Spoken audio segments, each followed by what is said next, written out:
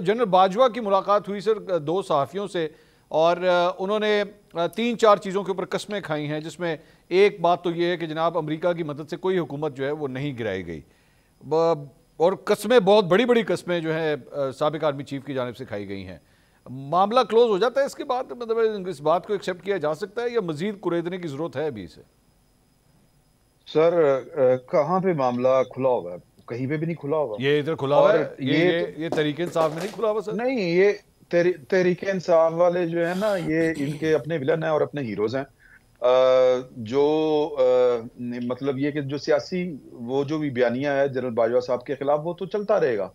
उनकी कस्मों के ऊपर किसी ने एतबार नहीं करना। लेकिन बात ये है कि हाँ, अगर ये किसी अदालती फोरम के ऊपर मामला आए, और खैर माजरत के साथ नहीं पंजोथा साहब के साथ के उन्होंने तो किसी अदालत को भी नहीं मानना, लेकिन उसके बावजूद पाकिस्तान तहरीक इंसाफ की मैं बात कर रहा हूँ।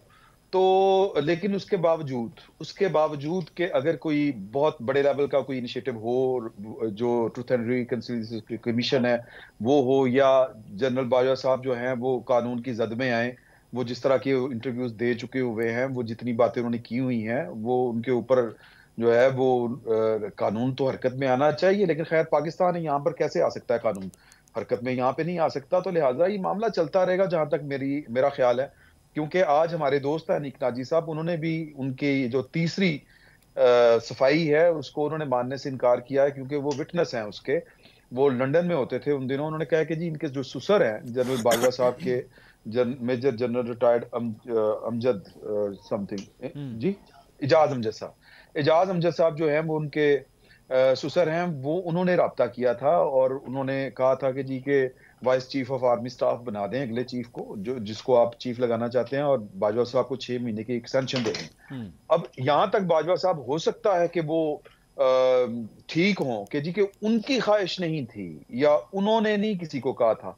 मैं जाती तौर पे जानता हूं कि जो जाती तौर पे इसलिए कि मेरे पास ये खबर के हवाले से कि जो साबर बिट्ठू साहब हैं वो बड़े एक्टिव थे उन दिनों के किसी अच्छा। तरीके के साथ जो है वो मामलात एक्सटेंशन की तरफ चले जाएं। अब बाजवा साहब ने अपनी जात की हद तक कहा है कि मैं नहीं चाहता था या मेरी ख्वाहिश नहीं थी।